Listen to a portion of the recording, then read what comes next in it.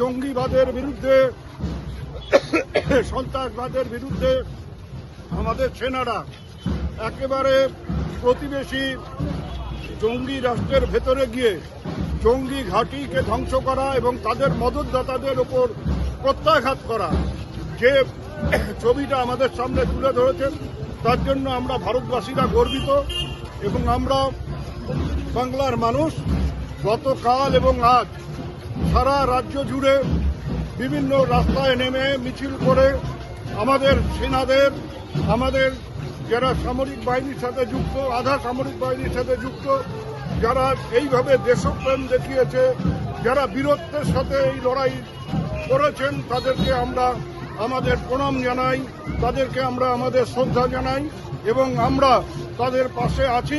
এই বার্তাটাই আমরা তাদের আজকের এই শোভাযাত্রার মধ্য দিয়ে তাদের কাছে পৌঁছে দিতে চাই।